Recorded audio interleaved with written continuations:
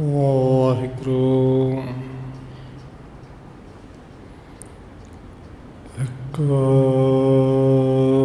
ਓੰਕਾਰ ਸਤਿਨਾਮ ਕਰਤਾ ਪੁਰਖ ਨਿਰਭਉ ਨਿਰਵੈਰ ਅਕਾਲ ਮੂਰਤ ਅਜੂਨੀ ਸੈਭੰ ਗੁਰ ਪ੍ਰਸਾਦ ਜਿਤਾ ਜੀਉ ਪਿੰਡ ਸਭ ਤੇਰਾ ਤੂੰ ਅੰਤਰਜਾਮੀ ਪੁਰਖ ਭਗਵਾਨ ਦਾਸਨ ਦਾਸ ਕਹਿ ਜਨ ਨਾਨਕ ਜਿਹਾ ਤੂੰ ਕਰਾਹੇ ਤਿਹਾ ਹਉ ਕਰੀ ਵਖਿਆਨ ਗੁਰ ਨਾਨਕ ਪਦ ਪੰਕਜ ਬੰਦਨ ਪਦ ਪੰਕਜ ਬੰਦਨ ਸਿਮਰਾਂ ਅੰਗਦ ਦੁਖ ਨਿਕੰਦਨ ਗੁਰ ਅਮਰਦਾਸ ਹਿਰਦੈ ਨਿਤ ਧਿਆਨ ਹਿਰਦੈ ਨਿਤ ਧਿਆਨ ਗੁਰ ਰਾਮਦਾਸ ਗੁਣ ਗਾਓ ਗੁਰ ਅਰਜਨ ਬਿਘਨ ਕੇ ਨਾਸਕ ਬਿਘਨ ਕੇ ਨਾਸਕ ਗੁਰ ਹਰਗੋਬਿੰਦ ਸ਼ਬ ਸੁਮਤ ਪ੍ਰਕਾਸ਼ਕ ਸ਼੍ਰੀ ਹਰਿ ਰਾਏ ਨਮੋ ਕਰ ਜੋਰੀ ਨਮੋ ਕਰ ਜੋਰੀ ਸ਼੍ਰੀ ਹਰਿ ਕ੍ਰਿਸ਼ਨ ਮਨਾਉ ਬਾਉਰੀ ਗੁਰੂ ਤੇਗ ਬਹਾਦਰ ਪਰਮ ਕਿਰਪਾਲਾ ਜੀ ਪਰਮ ਕਿਰਪਾਲਾ ਗੁਰੂ ਗੋਬਿੰਦ ਸਿੰਘ ਬਿਸਾਲਾ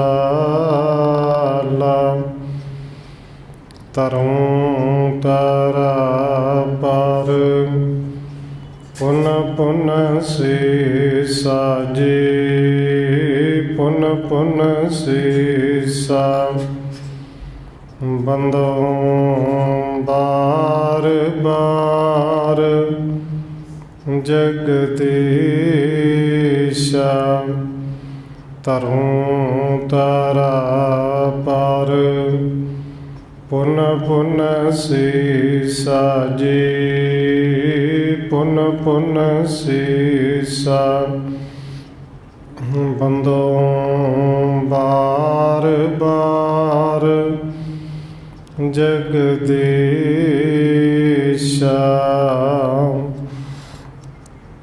ਜਿਸ ਮਹਿ ਅੰਮ੍ਰਿਤ ਗਿਆਨ ਹੈ ਮਾਣਕ ਭਗਤ ਬੈਰਾਗ ਸ਼੍ਰੀ ਗੁਰੂ ਗ੍ਰੰਥ ਸਾਹਿਬ ਉਦਦ ਬੰਦੋਂ ਕਰ ਅਨੁਰਾਗ ਇਕ ਓੰਕਾਰਾ ਸਤਿਗੁਰੂ ਜਿਹ ਪ੍ਰਸਾਦ ਸਚ ਹੋਏ ਵਾਹਿਗੁਰੂ ਜੀ ਕੀ ਫਤਿਹ ਹੈ ਬਿਘਨ ਬਿਨਾਸਨ ਸੋਏ ਏਕ ਓੰਕਾਰਾ ਸਤਿਗੁਰੂ ਜੇ ਪ੍ਰਸਾਦ ਸਚ ਹੋਏ। ਵਾਹਿਗੁਰੂ ਜੀ ਕੀ ਫਤਿਹ ਹੈ। ਵਿਘਨ ਵਿਨਾਸਨ ਸੋਏ। ਵਾਹਿਗੁਰੂ ਜੀ। ਬ੍ਰਿਧ ਸਮ ਜਾਣ ਕਰੇ ਤਬ ਬੰਦਨ। ਸਿਮਰ ਸਿਮਰ ਤਿਨ ਕੇ ਗੁਣ ਬਿਰੰਦਨ। ਪਾਨਾ ਭੂਰ ਭਾਵਨਾ ਕਰਕੈ। ਨਮੋ ਕੀਨ ਭੂਤਲ ਸਿਰ ਧਰਕੈ।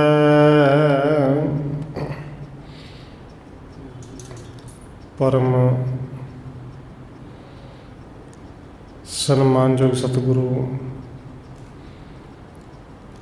ਚਵਰ ਛਤਰ ਤਖਤ ਦੇ ਮਾਲਕ, ਹਾਜ਼ਰਾ ਹਜੂਰ ਜਹਰਾ ਜਹੂਰ, ਸ਼ਬਦ ਗੁਰੂ ਜੁਗੋਂ ਜੁਗ ਅਟਲ ਸਤਿਗੁਰੂ ਧੰਨ ਗੁਰੂ ਗ੍ਰੰਥ ਸਾਹਿਬ ਮਹਾਰਾਜ ਸੱਚੇ ਪਾਤਸ਼ਾਹ ਜੀ ਦੀ ਪਾਵਨ ਪਵਿੱਤਰ ਹਜ਼ੂਰੀ ਅੰਦਰ ਜੁੜ ਬੈਠੇ ਸਤਸੰਗੀ ਜਨੋ, ਆਪ ਜੀ ਵੱਡੇ ਭਾਗਾਂ ਵਾਲੇ ਹੋ ਜੋ ਸਤਿਕਾਰਯੋਗ ਧੰਨ ਮਾਤਾ ਰਾਜ ਕੌਰ ਜੀ ਦੇ ਪਾਵਨ ਸਥਾਨ ਗੁਰਦੁਆਰਾ ਮੰਜੀ ਸਾਹਿਬ ਵਿਖੇ ਸ਼ਾਮਾਂ ਦੇ ਦੀਵਾਨਾਂ ਦੀਆਂ ਹਾਜ਼ਰੀਆਂ ਭਰ ਰਹੇ ਹੋ। ਆਓ ਰੋਜ਼ਾਨਾ ਦੀ ਤਰ੍ਹਾਂ ਛੇਵੇਂ ਸਤਿਗੁਰੂ ਧੰਨ ਗੁਰੂ ਹਰਗੋਬਿੰਦ ਸਾਹਿਬ ਮਹਾਰਾਜ ਸੱਚੇ ਪਾਤਸ਼ਾਹ ਜੀ ਦੀ ਚੱਲ ਰਹੀ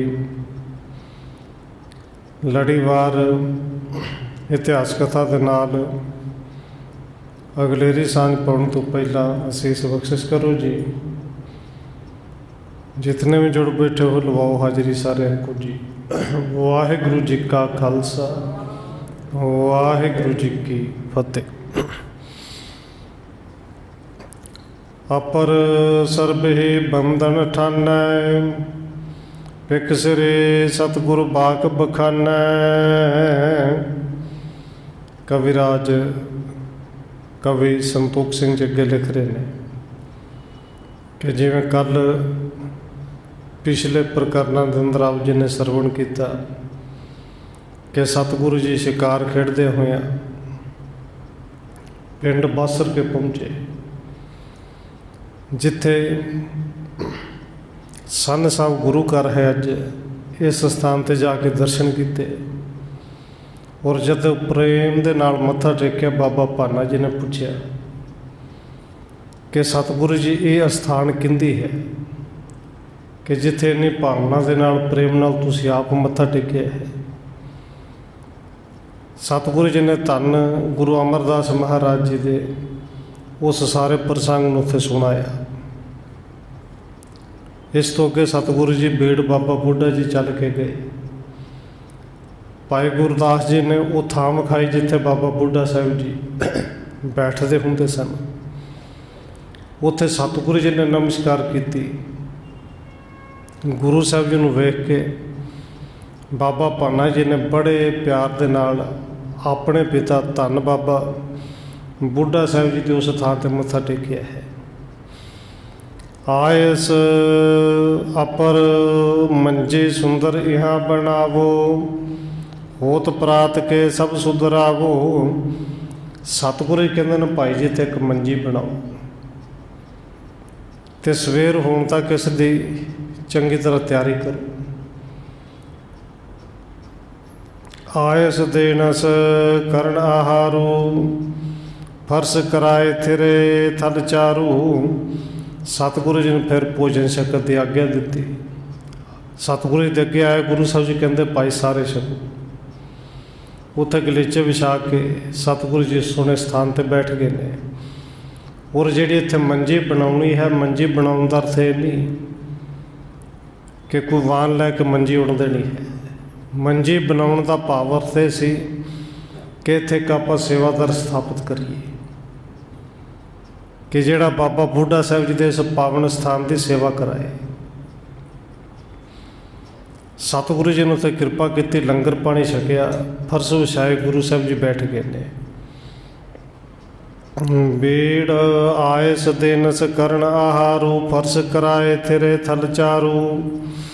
ਬੀੜ ਭਇਓ ਕੁਰਕੂ ਕਿਸ ਭਾਂਤ, ਪਾਨੇ ਬੂਜਨ ਕੀਨ ਬ੍ਰਿਤਾਂਤ।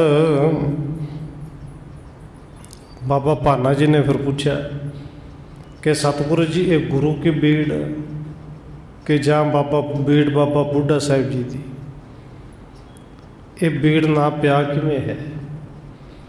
ਔਰ ਸਤਿਗੁਰੂ ਜੀ ਨੇ ਉਦੋਂ ਬਚਨ ਕੀਤੇ ਕਿ ਤਬ ਕੋ ਬੀੜ ਗੁਰੂ ਢਿਗ ਰਹਿਓ, ਬ੍ਰਿਧ ਸਾਹਿਬ ਬਹੁ ਬਾਸਾ ਲਹਿਓ। ਕਿ ਅਸਲ ਵਿੱਚ ਬੀੜ ਕਹਿੰਦੇ ਨੇ ਜਿੱਥੇ ਬਹੁਤ ਸਾਰੇ ਰੁੱਖ ਹੋਣ। ਜੰਗਲ ਵੀ ਨਹੀਂ ਕਿਹਾ ਜਾ ਸਕਦਾ, ਥੋੜ੍ਹੀ ਥਾਂ 'ਤੇ ਬਹੁਤ ਸਾਰੇ ਰੁੱਖ ਹੋਣ ਅਤੇ ਉਸ ਥਾਂ ਨੂੰ ਬੀੜ ਕਹਿ ਦਿੱਤਾ ਜਾਂਦਾ ਹੈ। ਕਹਿੰਦੇ ਇਹ ਬੀੜ ਧੰਨ ਗੁਰੂ ਅਮਰਦਾਸ ਮਹਾਰਾਜ ਜੀ ਅਤੇ ਧੰਨ ਗੁਰੂ ਅਰਜਨ ਦੇਵ ਮਹਾਰਾਜ ਜੀ ਦੇ ਵੇਲੇ ਦੀ ਹੈ। ਔਰ ਬਾਬਾ ਬੁੱਢਾ ਸਾਹਿਬ ਜੀ ਇਸ ਥਾਂ 'ਤੇ ਬਹੁਤ ਸਮਾਂ ਰਹੇ। ਬਸ ਇਹਨੂੰ ਬੀੜ ਗੁਰੂ ਕੀ ਕਿਹਾ ਗਿਆ ਅਤੇ ਅੱਜ ਕੱਲ੍ਹ ਬੀੜ ਬਾਬਾ ਬੁੱਢਾ ਸਾਹਿਬ ਜੀ ਦੀ ਵੱਜਦੀ ਹੈ। ਇਤਿਆਦਿਕ ਬਹੁ ਬਾਕ ਬਿਲਾਸ, ਕਰਤ ਰਹੇ ਮੁਖ ਕਮਲ ਪ੍ਰਗਾਸ। ਕਹਿੰਦੇ ਇਤਿਆਦਿਕ ਇਸ ਤਰ੍ਹਾਂ ਦੇ ਬਚਨ ਬਿਲਾਸ ਕਰਦੇ ਰਹੇ। ਮੁੱਖ ਜਿਹੜਾ ਕਮਲ ਦੀ ਤਰ੍ਹਾਂ ਗੁਰੂ ਸਾਹਿਬ ਦਾ ਵੀ ਖਿੜਿਆ, ਭਾਈ ਸਾਹਿਬ ਜੀ ਦਾ ਵੀ ਖਿੜਿਆ ਹੋਇਆ। ਸੁੰਦਰ ਸੁਗਧ ਸਗਨ ਘਨ ਛਾਇਆ, ਸੀਤਲ ਸਮੇਂ ਸਭਨ ਮਨ ਭਾਇਆ। ਇੱਥੇ ਰੁੱਖਾਂ ਦੀ ਛਾਂ ਬੜੀ ਸੰਘਣੀ ਸੀ ਅਤੇ ਸੰਘਣੀ ਛਾਂ ਹੋਣ ਕਰਕੇ ਮੌਸਮ ਵੀ ਕੁਛ ਠੰਡਾ ਹੋਇਆ, ਸਾਰਿਆਂ ਨੂੰ ਬੜਾ ਚੰਗਾ ਵੀ ਲੱਗ ਰਿਹਾ ਸੀ। ਪੌਣ ਗਾਉਣ ਕੋ ਨਿਭਹਤ ਮੰਦ, ਸ੍ਰੀ ਹਰਗੋਬਿੰਦ ਦਿਪਤ ਆਨੰਦ। ਜਿਹੜੀ ਹਵਾ ਹੈ ਉਹ ਬੜੀ ਹੌਲੀ ਹੌਲੀ ਚੱਲ ਰਹੀ ਸੀ। ਬੱਦਲ ਬਣੇ ਹੋਏ ਸਨ, ਰੁੱਖਾਂ ਦੀ ਛਾਂ ਸੰਘਣੀ ਸੀ ਅਤੇ ਗੁਰੂ ਸਾਹਿਬ ਜੀ ਉੱਥੇ ਬੜੇ ਆਨੰਦ ਦੇ ਵਿੱਚ ਬੈਠੇ ਹੋਏ ਨੇ। ਚਾਹੁੰਦੇ ਸੋ ਮੈਂ ਹਰੇ ਆਵਲ ਦਿਖੀਅਤ, ਬ੍ਰਿੰਦ ਬੱਦੋ ਬ੍ਰਿੰਦਾ ਵਿੱਚ ਪਿਕੀਅਤ। ਚਾਰ ਸਫੇਰੇ ਹਰਿਆਵਲ ਹੀ ਹਰਿਆਵਲ ਦਿਖਾਈ ਦੇ ਰਹੀ ਹੈ ਅਤੇ ਸਾਰੇ ਪਾਸੇ ਜਿੱਥੇ ਹਰਿਆਵਲ ਹੈ ਉੱਥੇ ਕਿਤੇ ਬਹੁਤ ਸਾਰੀਆਂ ਜਿਹੜੀਆਂ ਮੱਝਾਂ ਗਾਵਾਂ ਨੇ ਉਹ ਚਰਦੀਆਂ ਹੋਈਆਂ ਨਜ਼ਰ ਆ ਰਹੀਆਂ ਨੇ। ਜਨ ਅਮਣੀ ਮਨ ਆਨੰਦ ਪੋਈ, ਨੀਲ ਓਢਨੀ ਲੀਲੀ ਸੋਈ। ਕਿਉਂਕਿ ਉੱਤੋਂ ਬੱਦਲ ਬਣਿਆ ਹੋਇਆ ਸੀ ਅਤੇ ਇਸ ਤਰ੍ਹਾਂ ਲੱਗਦਾ ਸੀ ਜਿਵੇਂ ਕਿ ਸਾਰੀ ਇਹ ਧਰਤੀ ਹੀਰਿਆਂ ਦੇ ਨਾਲ ਜੜੀ ਹੋਵੇ। ਉੱਧਰੋਂ ਹਰੀ ਭਰੀ ਹੈ, ਉੱਧਰੋਂ ਉੱਤੋਂ ਨੀਲਾ ਨੀਲਾ ਜਿਹਾ ਬੱਦਲ ਹੈ। ਧਰਤੀ ਦੇ ਉੱਤੇ ਜਿਵੇਂ ਸਾਰੇ ਚਾਦਰ ਨੀਲੀ ਪਾਈ ਹੋਵੇ।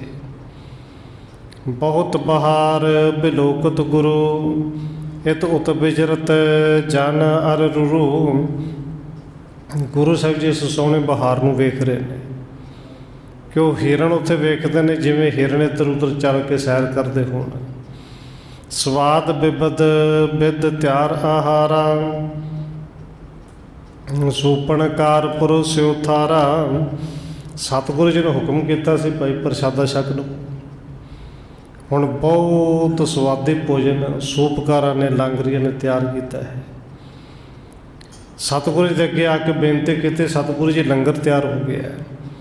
ਪਾਵਣੇ ਆਉਣੇ ਕੋ ਕਰ ਲਿਆਏ, ਚੰਦਨ ਚੌਂਕੇ ਗੁਰੂ ਸਹਾਏ।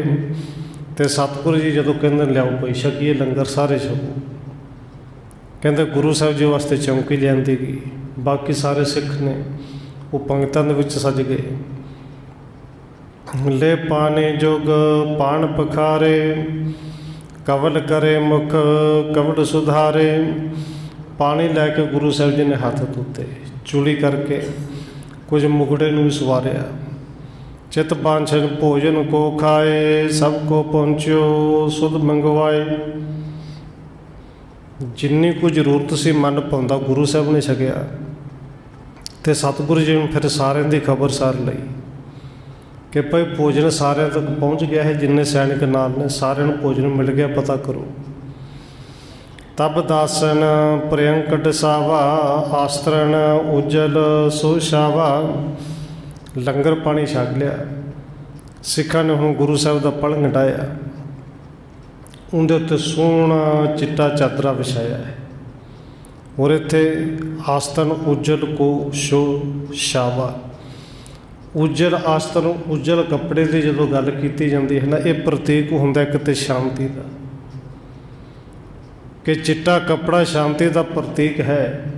देखो कोई रंग बिरंगा होवे कि तो थोड़ा बहुत दाग लग जाए छेती नज़र नहीं आता, पर चिट्टा कपड़ा ऐसा दाग लग्या हो तो दूर तो नज़र आ जाता दाग लग गया। इनका पावर थे भी कि धर्म के दुनिया के विच रहने वाले बहुते लोग इनका वस्त्रां का ये इस्तेमाल चिट्टियां दे से करके करते हैं कि साडा अंदर भी इन्हां वस्त्रां की तरह साफ होवे, क्योंकि बाहरले दाग नज़र आ जाते हैं, अंदर भी इस तरह साफ रखिए कि अंदरों शांति भी रहे तो दागा तो भी बच के रहिए। चिट्टा कपड़ा वो विछाया गया। तिस पार पौड़े हित विश्राम, उठे पुने दिन बाकी जाम। कहते थोड़ा समय विश्राम किया दोपहरे, हुण पिछले पैर दिन दे एक पैर जो रह गया है, सतगुरु उस थां तो उठे ने। करो पान जल सुखदाए, सुचता कर इशनान हर खाए। सतगुरु जी ने जल छकिया, सुचता लई कहते इशनान किया। पहरे बस्तर बिसत बार चीने, शस्त्र जथोचित धारण कीने। सोहने बरीक कपड़े सतगुरु जी ने पाए, चोला पाया है। फिर सतगुरु जी ने जोड़े शस्त्र ने वो धारण किए। थल मंजी के पुन चल गए पुन थान, यह उचरत भए। जिथे गुरु साहब जी कहते ना मंजी बनानी पाई, सिखो मंजी बनाओ छेती करो। गुरु साहब जी उस मंजी वाली थां ते गए तो फिर ये थां कह लगे, जो नर दर्शन के हित आवें, क्यों ना कामना मन की पावै। कहते इस मंजी ते असीं एक सेवादार बिठाउणा जिन्हों प्रचारक शब्द वरत्या गया। उदों मंजी जां मसंद शब्द वरत्या जाता सी। तो ये थां इन्नी महान है जिथे जिहड़ा इत्थे आके दर्शन करेगा उनकी मनोकामना क्यों ना पूरियां होणगियां। समा पाए मेला लग जाए है, कष्ट कोस गुरपुर ते है। सतगुरु कहते समा आएगा, समा आने ते इत्थे मेला लग्या करेगा, क्योंकि अमृतसर तो ये 6 कोह की दूरी ते है अरूढ़ भय तपरेरा। हेरत खेल अखेर कनेरा। फिर सतगुरु जी घोड़े ते सवार हुए, घोड़े नूं छेड़िया। कुछ सतगुरु कहते चलो शिकार का कोई वड्डा खेड़ वेखी जाके। सुधा सरोवर को चले आए, संग सरबे पट समुदाय। शिकार कोई मिले ठीक है, नहीं तो चलो चलीए। शिकार तो नहीं मिले, गुरु साहब जी मौज दे विच आए, सुधा सरोवर अमृतसर पहुँच गए। नाल सारे जिहड़े सूरबीर योधे ने। तख्त अकाल सो लग्यो दीवान, देख उठे सब हित सन्मान। अकाल तख्त साहब ते दीवान लग्या वेख के सारे सन्मान दे वास्ते फिर खड़े होए, क्योंकि गुरु साहब जी आए ने। बंधन कर बैठे ते समय, सोदर पट सगरे तब नमय। उत्थे सारे ने नमस्कार की बैठ के। सोदर की चौंकी लगी, सोदर रहरा साहब का पाठ किया गया, अरदास हुई। तो सारे ने अरदास तो बाद फिर मत्था टेकिया, नमस्कार की। श्री गुरु उठ हरमंदर गए, करी प्रदर्शना बंधत भए। सोदर के भोग तो बाद सतगुरु जी ने उठे ने तो उठ के हरमंदर साहब गए। जाके हाथ जोड़ के पहलों परिक्रमा कीतियां, फिर सतगुरु जी ने मत्था टेकिया। पुन निज मंदिर गए गुसाई, सुपत जथा सुख रात बिताई। कहते फिर सतगुरु जी मंदिर भाव के अपने महलों के विच गए, सुख दे नाल सौ के वो रात बतीत की। भई प्रभात कीन तन मज्जन, बैठे गुर चौंदिस मिल सवज्जन। ਤੇ ਜਦੋਂ ਅੰਮ੍ਰਿਤ ਵੇਲਾ ਹੋਇਆ, ਨਿਤ ਦੀ ਤਰ੍ਹਾਂ ਪੈਰ ਰਾਤ ਰਹਿੰਦੇ ਉੱਠੇ, ਸੋਚ ਇਸ਼ਨਾਨ ਕੀਤਾ ਹੈ, ਆਪਣੇ ਨੇਮ ਨੂੰ ਨਿਭਾਇਆ। ਉਸ ਤੋਂ ਬਾਅਦ ਸੰਗਤ ਵਿੱਚ ਆ ਕੇ ਸਤਿਗੁਰੂ ਬੈਠੇ ਨੇ, ਜਿੱਥੇ ਆਸਾ ਕੀ ਵਾਰ ਦਾ ਭੋਗ ਪਾਇਆ ਗਿਆ। ਇੱਥੇ ਕਵੀ ਸੰਤੋਖ ਸਿੰਘ ਜੀ ਨੇ ਇਹ ਅਧਿਆਇ ਖਤਮ ਕੀਤਾ, ਅਧਿਆਇ ਨੰਬਰ 12ਵਾਂ। ਇੱਥੋਂ ਸ਼ੁਰੂ ਕਰਦੇ ਫਿਰ ਲਿਖਦੇ ਨੇ, ਦੋਹਰਾ ਇਸ ਪ੍ਰਕਾਰ ਸ੍ਰੀ ਸਤਿਗੁਰੂ ਕੇਤਕ ਦਿਵਸ ਬਿਤਾਏ, ਪਾਵਸ ਮਾਸ ਸੋ ਭਾਦਰਪਦ, ਆਵਤ ਭਾ ਸੁਖਦਾਏ। ਕਹਿੰਦੇ ਇਸ ਤਰ੍ਹਾਂ ਗੁਰੂ ਸਾਹਿਬ ਜੀ ਨੇ ਕਈ ਦਿਨ ਉੱਥੇ ਸੁੱਖ ਦੇ ਨਾਲ ਬਤੀਤ ਕੀਤੇ। ਫਿਰ ਬੜਾ ਸੋਹਣਾ ਅਗਲਾ ਮਹੀਨਾ ਜਿਹੜਾ ਹੈ ਇਹ ਸਾਉਣ ਦਾ ਮਹੀਨਾ ਸੀ। ਸਾਉਣ ਤੋਂ ਬਾਅਦ ਪਾਵਸ ਮਾਸ ਸੋ ਭਾਦਰਪਦ ਆਵਤ, ਅੱਗੇ ਭਾਦਰੋਂ ਦਾ ਮਹੀਨਾ ਆ ਗਿਆ। ਇੱਕ ਦਿਨ ਬੈਠੇ ਕਿਰਪਾ ਨਿਧਾਨਾ, ਬ੍ਰਿੰਦ ਮਸੰਦਨ ਸੰਗ ਬਖਾਨਾ। ਕਿਰਪਾ ਦੇ ਖਜ਼ਾਨੇ ਸਤਿਗੁਰੂ ਜੀ ਇੱਕ ਦਿਨ ਦੀਵਾਨ 'ਚ ਬੈਠੇ ਨੇ, ਔਰ ਸਤਿਗੁਰੂ ਜੀ ਨੇ ਮਸੰਦਾਂ ਨੂੰ ਸਿੱਖਾਂ ਨੂੰ ਬਚਨ ਕੀਤੇ। ਕਹਿਣ ਲੱਗੇ, ਲਿਖੋ ਹੁਕਮਨਾਮੇ ਸਭ ਥਾਨ, ਜੈ ਸਿੱਖ ਸੰਗਤ ਹੈ ਮਹਾਨ। ਸਤਿਗੁਰੂ ਕਹਿੰਦੇ ਨੇ ਭਾਈ ਸਾਰੀਆਂ ਸਿੱਖ ਸੰਗਤਾਂ ਨੂੰ ਹੁਕਮਨਾਮੇ ਲਿਖੋ, ਜਿੱਥੋਂ ਜਿੱਥੋਂ ਸੰਗਤਾਂ ਆਉਂਦੀਆਂ ਨੇ, ਜਿੱਥੋਂ ਤੱਕ ਹੋ ਸਕੇ ਉੱਥੋਂ ਤੱਕ ਹੁਕਮਨਾਮੇ ਪਹੁੰਚਾਓ। ਤੀਰਥ ਤਰਨ ਤਾਰਨ ਚਲੇ ਆਵੇਂ, ਦਿਵਸ ਦਰਸ ਕੇ ਦਰਸ਼ਨ ਪਾਵੇਂ। ਤੇ ਹੁਕਮਨਾਮਾ ਕੀ ਲਿਖਿਆ ਹੁਕਮਨਾਮੇ 'ਚ? ਭਾਈ ਸੰਗਤਾਂ ਜਿੱਥੇ ਜਿੱਥੇ ਵੀ ਹੁਕਮ ਸੁਣਨ, ਉੱਥੋਂ ਚੱਲ ਕੇ ਸਿੱਧਾ ਤਰਨ ਤਾਰਨ ਸਾਹਿਬ ਵਾਲੇ ਪਾਸੇ ਆਓ। ਦਿਵਸ ਦਰਸ ਕੇ ਦਰਸ਼ਨ ਪਾਵੇ, ਤੇ ਜਿੱਦਣ ਮੱਸਿਆ ਵਾਲਾ ਦਿਨ ਹੋਏਗਾ ਉੱਥੇ ਅਸੀਂ ਤੁਹਾਡੇ ਦਰਸ਼ਨ ਦਿਆਂਗੇ, ਦਰਸ਼ਨ ਕਰਿਓ।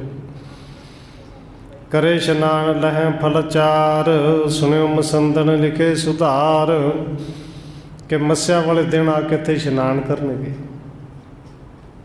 ਇੱਥੇ ਉਹ ਸੁੱਖਾਂ ਦਾ ਫਲ ਮਿਲੇਗਾ ਜਿੱਥੇ ਗੁਰੂ ਸਾਹਿਬ ਜੀ ਨੇ ਕਰਮ ਕਾਂਡਾਂ ਤੋਂ ਰੋਕਣਾ ਹੈ। ਪੂਰੇ ਮੱਸਿਆ ਸੰਗਰਾਂਦ ਇਹ ਦਿਹਾੜੇ ਮਨਾਉਣੇ ਇਸੇ ਕਰਕੇ ਸ਼ੁਰੂ ਕੀਤੇ ਸਨ, ਕਿਉਂਕਿ ਇਹ ਪਹਿਲੋਂ ਵੀ ਮਨਾਏ ਜਾਂਦੇ ਸਨ। ਮੱਸਿਆ ਦੇ ਕਿਸੇ ਵਿਸ਼ੇਸ਼ ਥਾਂ 'ਤੇ ਜਾ ਕੇ ਟੁੱਬੀਆਂ ਲਾਉਣੀਆਂ, ਕਹਿਤਾ ਅਸੀਂ ਤੀਰਥ ਇਸ਼ਨਾਨ ਕਰਕੇ ਆਏ, ਮੱਸਿਆ ਨਹਾ ਕੇ ਆਏ। ਸ਼ਬਦ ਵਰਤੇ ਜਾਂਦੇ ਸੀ ਮੱਸਿਆ ਨਹਾ ਕੇ ਆਏ। ਔਰ ਸਤਿਗੁਰੂ ਜੀ ਇਹਨਾਂ ਦਿਨਾਂ ਦੇ ਵਿੱਚ ਫਿਰ ਸਾਨੂੰ ਕਰਮ ਕਾਂਡਾਂ ਤੋਂ ਬਚਾਉਣ ਦੇ ਲਈ ਵੀ ਮੱਸਿਆ ਵੀ ਭਾਈ ਜੇ ਮਨਾਉਣੀ ਤਾਂ ਫਿਰ ਇਸ ਢੰਗ ਦੇ ਨਾਲ ਮਨਾਓ ਜਿੱਥੇ ਇਕੱਠੇ ਹੋ ਉੱਥੇ ਗੁਰੂ ਦੀ ਗੱਲ ਹੋਏ। ਕਰਮ ਕਾਂਡ ਇਹ ਨਹੀਂ ਬਣਨਾ, ਗੁਰੂ ਦੇ ਉਪਦੇਸ਼ ਨੂੰ ਲੈ ਕੇ ਜਾਓ। ਸੰਗਰਾਂਦ ਮਨਾਉਣੀ ਜੇ ਪਹਿਲੋਂ ਮਨਾਉਂਦੇ ਸਨ ਲੋਕ ਪਹਿਲੋਂ। ਔਰ ਸਤਿਗੁਰੂ ਧੰਨ ਗੁਰੂ ਅਰਜਨ ਦੇਵ ਮਹਾਰਾਜ ਜੀ ਨੇ ਕਿਰਪਾ ਕੀਤੀ, 12 ਮਹੀਨੇ ਨੇ, ਤੇ 12 ਮਹੀਨਿਆਂ ਨੂੰ ਆਧਾਰ ਬਣਾ ਕੇ ਗੁਰਬਾਣੀ ਰਚ ਦਿੱਤੀ। ਹਰ ਮਹੀਨੇ ਦੇ ਰਾਹੀਂ ਕਰਮ ਕਾਂਡਾਂ ਤੋਂ ਬਚਾ ਕੇ ਪਰਮੇਸ਼ਰ ਦੇ ਨਾਲ ਜੁੜਿਆ। ਔਰ ਸਤਿਗੁਰੂ ਜੀ ਦਾ ਇੱਥੇ ਢੰਗ ਤਰੀਕਾ ਸੀ ਕਿ ਕਰਮ ਕਾਂਡਾਂ ਤੋਂ ਬਚਾਉਣਾ ਹੈ। ਮੱਸਿਆ 'ਤੇ ਤਾਂ ਲੋਕ ਜਾਂਦੇ ਹੀ ਨੇ, ਅਤੇ ਮੱਸਿਆ ਦੇ ਨਾਂ 'ਤੇ ਇੱਥੇ ਇਕੱਠੇ ਹੋਣਗੇ, ਉਹਨਾਂ ਨੂੰ ਉਪਦੇਸ਼ ਦਿੱਤਾ ਜਾਏ। ਭਾਦਰੋਂ ਵੱਧ ਦਸਵੀਂ ਜਬ ਆਈ, ਸ੍ਰੀ ਸਤਿਗੁਰੂ ਤਿਆਰੀ ਕਰਵਾਈ। ਭਾਦੋਂ ਦੀ ਵਧੀ ਦਸਵੀਂ ਜਦੋਂ ਆਈ, ਦਸਵੀਂ ਤੋਂ ਬਾਅਦ ਫਿਰ 11ਵੀਂ 12ਵੀਂ 15 ਨੂੰ ਜਾ ਕੇ ਮੱਸਿਆ ਹੋਣੀ ਸੀ। ਦਸਵੀਂ 'ਤੇ ਗੁਰੂ ਸਾਹਿਬ ਜੀ ਨੇ ਅੰਮ੍ਰਿਤਸਰ ਸਾਹਿਬ ਤੋਂ ਤਿਆਰੀ ਕਰਵਾਈ ਕਿ ਆਪਾਂ ਹੁਣ ਤਰਨ ਤਾਰਨ ਸਾਹਿਬ ਜਾਣਾ ਹੈ।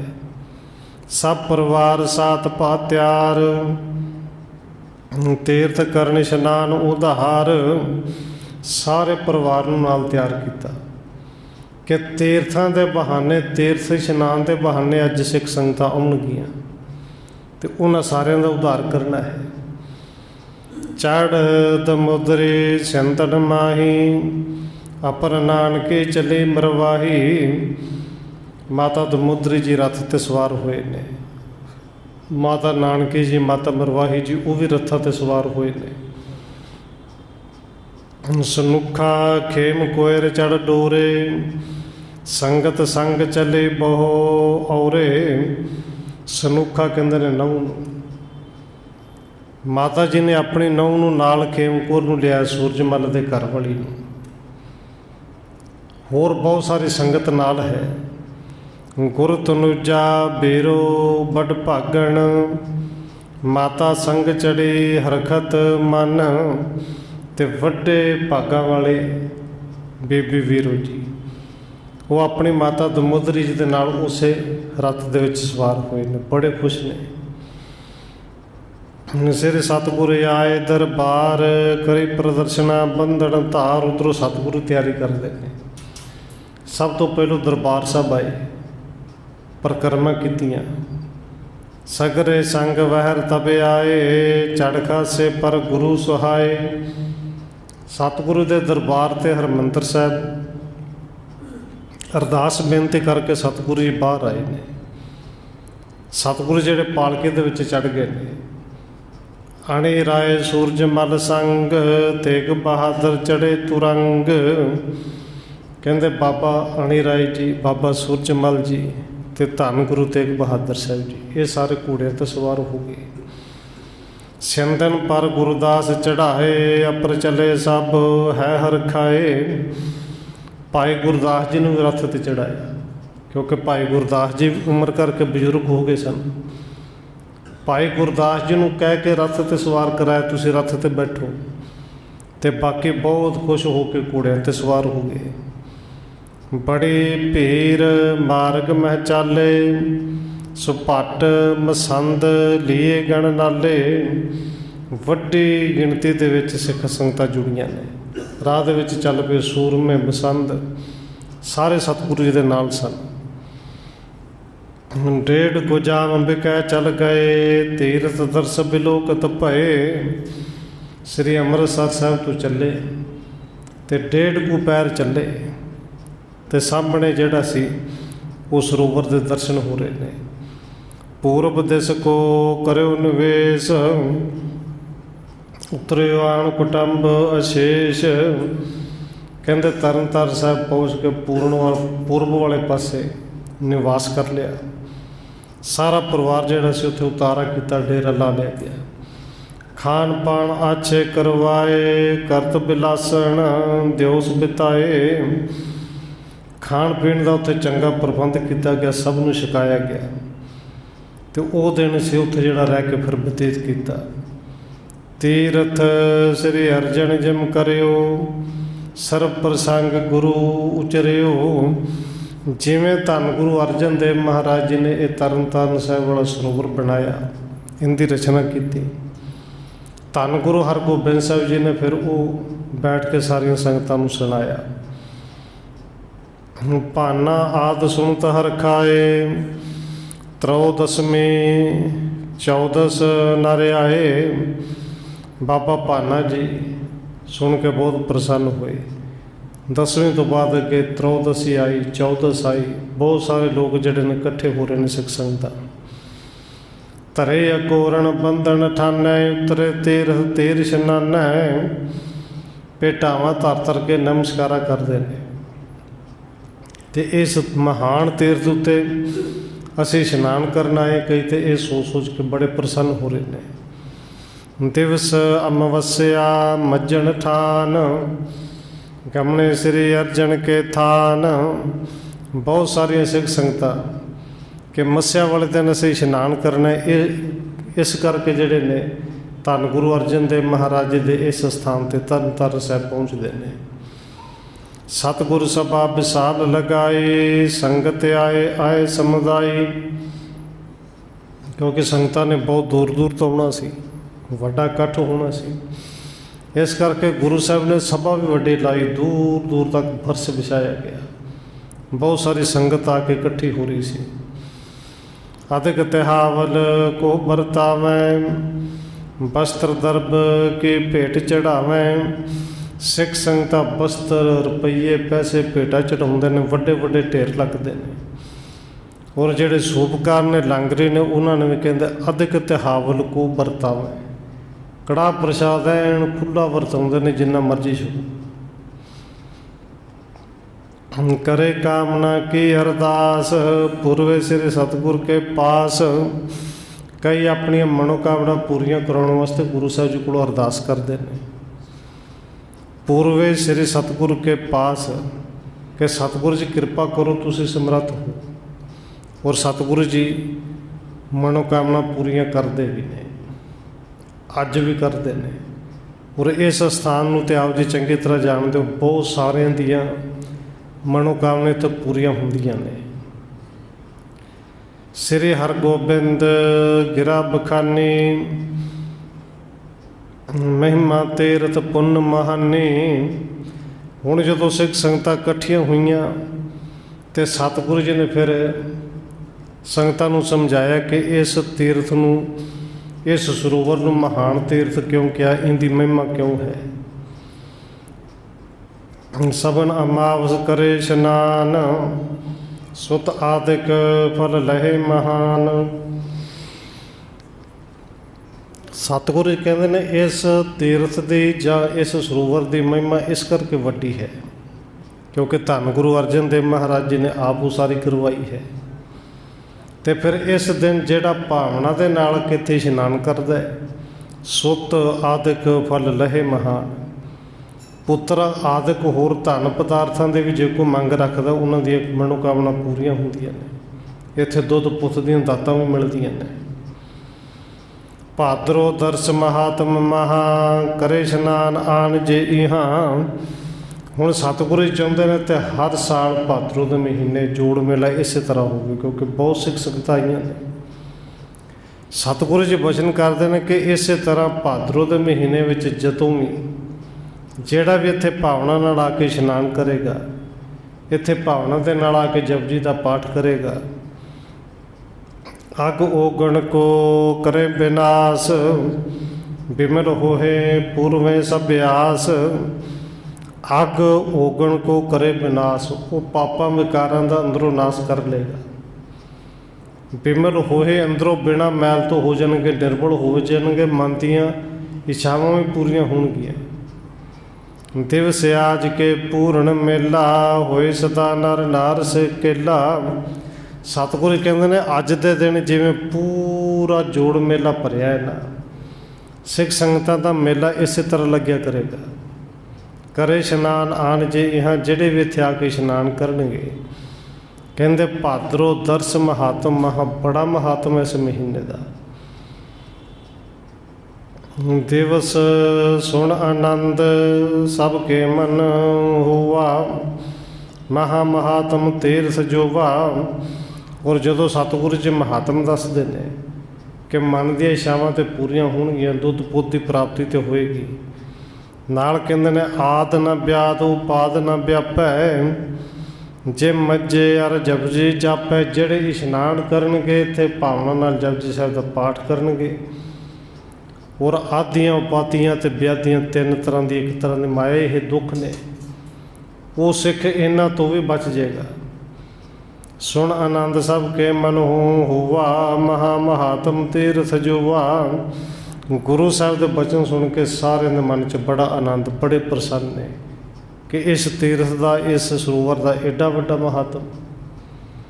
ਤੀਨ ਦਿਵਸ ਸੰਗਤ ਰਹਿ ਪਾਸ, ਕਰ ਕਰ ਬੰਧਨ ਗਏ ਆਵਾਸ। 3 ਦਿਨ ਤੱਕ ਸਿੱਖ ਸੰਗਤਾਂ ਇੱਥੇ ਸਤਿਗੁਰੂ ਦੇ ਚਰਨਾਂ ਵਿੱਚ ਰਹੀਆਂ। ਫਿਰ ਵਾਰੀ ਵਾਰੀ ਨਮਸਕਾਰਾਂ ਕਰ ਕਰਕੇ, ਵਿਦਿਆ ਲੈ ਲੈ ਕੇ ਆਪੋ ਆਪਣੇ ਘਰਾਂ ਨੂੰ ਗਈਆਂ। ਤਿਸ ਦਿਨ ਸਤਿਗੁਰ ਕਰਿਓ ਮੁਕਾਮੂ, ਬਚ ਗੁਰਦਾਸ ਭਣੇ ਅਬਿਰਾਮੂ। ਉਸ ਦਿਨ ਸਤਿਗੁਰੂ ਜੀ ਨੇ ਉੱਥੇ ਡੇਰਾ ਕੀਤਾ। ਭਾਈ ਗੁਰਦਾਸ ਜੀ ਦੇ ਨਾਲ ਸਤਿਗੁਰੂ ਜੀ ਬਚਨ ਕਰਦੇ ਨੇ। ਭਾਈ ਗੁਰਦਾਸ ਜੀ ਦੁਆਦਸ ਕੋਸ਼ਣ ਚੋਲਾ ਨਾਮ, ਸ੍ਰੀ ਅਰਜਨ ਥਲ ਹੈ ਤਿਸ ਗ੍ਰਾਮ। ਬਚ ਗੁਰਦਾਸ ਭਣੇ ਅਬਿਰਾਮੂ। ਭਾਈ ਗੁਰਦਾਸ ਜੀ ਨੇ ਬਚਨ ਕੀਤੇ ਸਤਿਗੁਰੂ, ਦੁਆਦਸ ਕੋਸ਼ਣ ਚੋਲਾ ਨਾਮ। ਇੱਥੋਂ 12 ਕੁ 'ਤੇ ਧੰਨ ਗੁਰੂ ਅਰਜਨ ਦੇਵ ਮਹਾਰਾਜ ਜੀ ਦਾ ਵਰਸਾਇਆ ਹੋਇਆ ਇੱਕ ਹੋਰ ਨਗਰ ਹੈ, ਚੋਲਾ ਸਾਹਿਬ। ਉਹਦਾ ਨਾਂ ਹੀ ਚੋਲਾ ਹੈ। ਸ੍ਰੀ ਅਰਜਨ ਥਲ ਹੈ ਤਿਸ ਗ੍ਰਾਮ, ਉਹ ਧੰਨ ਗੁਰੂ ਅਰਜਨ ਦੇਵ ਜੀ ਦਾ ਵਸਾਇਆ ਹੋਇਆ ਗ੍ਰਾਮ ਹੈ। ਚਲੋ ਤਹਾਂ ਦਰਸ਼ਨ ਕਰ ਲੀਜੈ, ਨਰ ਨਾਰਨ ਕਿਰਤਾਰਥ ਕੀਤਾ। ਸਤਿਗੁਰੂ ਜੀ ਹੁਣ ਆਏ ਤੇ ਹੈ ਹੀ ਆ ਕਿ 12 ਕੁ ਹੋਰ ਅੱਗੇ ਚਲੋ, ਇੱਕ ਦਿਨ ਦਾ ਸਫ਼ਰ ਹੈ। ਉੱਥੇ ਜਾ ਕੇ ਨਾਲੇ ਦਰਸ਼ਨ ਕਰੋ ਚੋਲਾ ਸਾਹਿਬ ਦੇ, ਨਾਲੇ ਉੱਥੋਂ ਦੀਆਂ ਸੰਗਤਾਂ ਨੂੰ ਕਿਰਤਾਰਥ ਕਰੋ। ਜਿੰਨੇ ਸਿੱਖ ਸੰਗਤਾਂ ਇੱਥੇ ਆਈਆਂ ਨੇ ਸਾਰੇ ਨਾਲ ਜਾਣ। ਸੁਣ ਮਾਨੇ ਸ੍ਰੀ ਹਰਗੋਬਿੰਦ, ਚੜ੍ਹੇ ਪ੍ਰਾਤ ਸੰਗ ਸੈਨਾ ਬਰਿੰਦ। सतगुरु जी कहते हैं भाई जी गल तो ठीक है, सतगुरु जी ने मान ली। कहते चलो फिर अज रात इत्थे सौना है तो सवेर होंदे तैयारी करवा के रखियो। सारी सैना नाल लैके चोला साहब पहुँचने। सकल कुटुंब लिए निज साथ जाए पहुँचे दीनानाथ। हुण अगले दिन तैयारी हुई, पैंडा किया, सतगुरु जी सारे परिवार नाल लैके उत्थे पहुँच गए। श्री अर्जन थल के टिक डेरा कर बैठे तह दर्शन हेरा। जिथे चोला साहब गुरु साहब का स्थान है उत्थे जाकर नेड़े डेरा किया। फिर दर्शन करके नमस्कारा करके उत्थे बैठ गए। तीर तीर जे ग्राम बसंते गुर आगण जान पहुँचंते। ते नेड़े नेड़े जेडे होर पिंड सन जदों उन्होंने सुनिया कि धन गुरु हरगोबिंद साहब जी चोला साहब आए ने, गुरु साहब के आने की खबर सुन के उस सिख संगत नेड़े पिंडा तो भी दर्शन करने वास्ते आईया।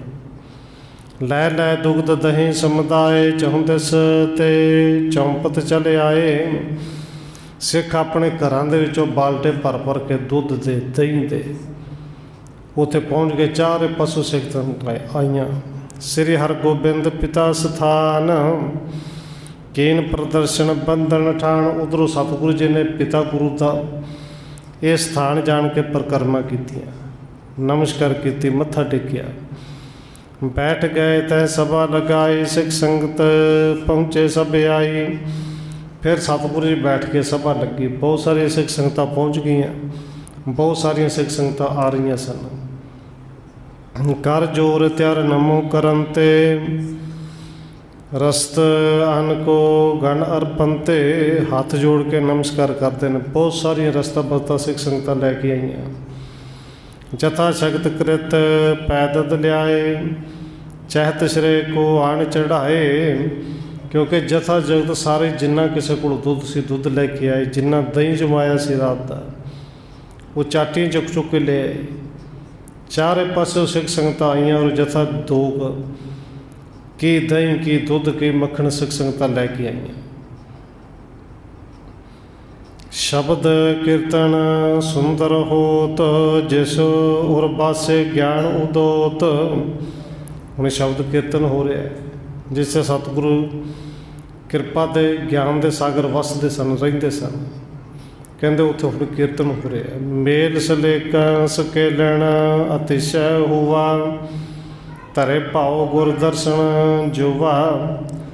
मेला इत्थे भी बड़ा इकट्ठा होया, बड़ा प्रेम धर के गुरु साहब के दर्शन सब ने किते। कितक काल बैठे गुण खानी भाना पिक स्थान कह बानी। कुछ समा सतगुरु जी बैठे ते भाई भाना जी ने इस चोला साहब इस स्थान में देखा तो हाथ जोड़ के फिर बेनती कर दी। किस कारण कर गुर इते आए को कारज कीन समन पाए। भाई भाना जी बाबा भाना जी पूछते हैं सतगुरु जी गुरु साहब जी किहड़े कारण करके इत्थे आए। को कारज कीन समन पाए, इत्थे आके किहड़ा कारज किया। क्योंकि देखो जिहड़े गुरु घरां दे असीं दर्शन करने ने ना, इहदा मतलब यही हुंदा है कि जाके सानू उत्थों का इतिहास पता लगे। गुरु सी आए, इत्थे आए, इत्थे आके उन्होंने की किया, किधर नूं जांदे सन। और तीर्थ स्थानां का मतलब ये है कि जाना है सानू इतिहास पता लगे। बाबा भाना जी पूछते हैं कि सतगुरु जी गुरु साहब जी किहड़े कारण करके आए सन, इत्थे आके की कारज किया। जिवें गुरु साहब जी कृपा करनगे कल विचारांगे समय के मुताबिक। इतनी बेनतियां प्रवान करनियां होईयां भुलां दी खिमा। आओ एक दो बारी रसना नूं करिए पवित्र जी। वाहेगुरु वाहेगुरु वाहेगुरु वाहेगुरु।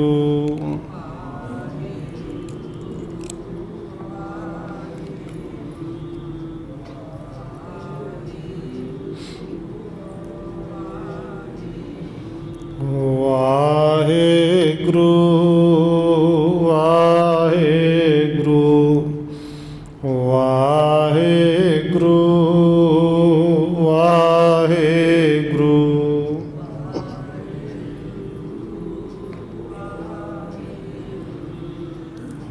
वाहेगुरु ਵਾਹਿਗੁਰੂ। ਵਾਹਿਗੁਰੂ ਜੀ ਕਾ ਖਾਲਸਾ, ਵਾਹਿਗੁਰੂ ਜੀ ਕੀ ਫਤਿਹ।